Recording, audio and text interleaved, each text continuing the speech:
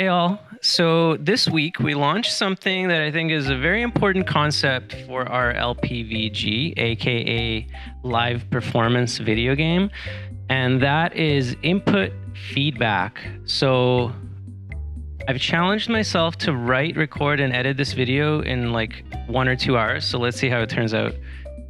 For a bit of context, a live performance video game like DandiDoesIt is controlled remotely by the community of viewers, yourselves, using various inputs like chat commands and Twitch cheers and subs. I'll probably get into this concept of an LPVG in another video, but suffice it to say that Twitch streamers have a universal two-part challenge, and that is A, the intake of many users' simultaneous inputs into a singular live performance, and B, the delayed feedback that the users receive due to the nature of live streaming. That delay at best is like 2 seconds and often several seconds before they see something they caused to appear on the video. So this is in contrast to traditional video games where a single player controls a single instance of a game using a single controller, and they're able to see the result instantly. So for example, on DandiDoesIt, when a user sends the input to nudge the tree in one of the 4 directions, it's difficult for them to tell which input was theirs, let alone whether their input even registered. So with the help of Chris, aka Patchy Projects, I set out to create an additional layer to the LPVG user experience, which I've dubbed the CREDITr system. In its essence, it's just a notification alert overlay that gives credit to whomever sent the interactive input, hence the name. Each alert specifies what the trigger was, for example, the specific bit cheer or chat command, and sometimes it says what the resultant outcome is, like this trigger changed Dandy's suit color. This is an experiment, and the hypothesis is that such a system would both give feedback to specific users inside of this lagged video system, as well as onboard new users to how they themselves could interact with the LPVG if they're on the fence.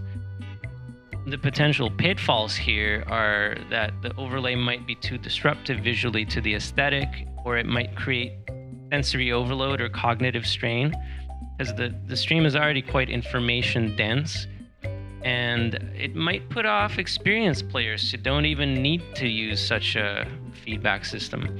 So Patchy built the basic components for us in TouchDesigner in a very useful way. Although I asked for a simple text-based system, he delivered a system which renders 3D textured objects for each instance of an alert. The renderer then outputs a 2D image, which we composite as the final step in our pipeline.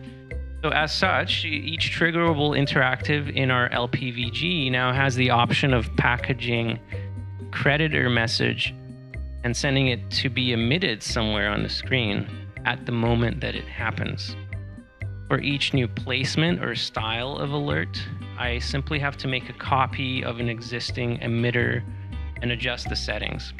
Now, it just so happens that we launched this CREDITr system last night, and already we learned some things. So the scenes that require spamming of single letter chat inputs, they can get too busy with the alerts, so we'll probably have to shrink them or otherwise lessen their presence. Also, the triggers that happen at the same time, they overlap, so it's unreadable, so I'll have to address that ASAP. And lastly, I'm not sure if the audio feedback adds or detracts from the experience, but I think I might try randomizing the keyboard sounds a bit so it sounds more lifelike. If you watch the stream, please let us know what you think on our Discord. Depending on how this video goes, I might make more behind the scenes videos for public release. 2 that I have in mind are to talk about this concept of an LPVG, a live performance video game. A genre I think is in its infancy. And the other idea I have is to talk about how we track Dandy in 3D space with a simple mirrorless camera.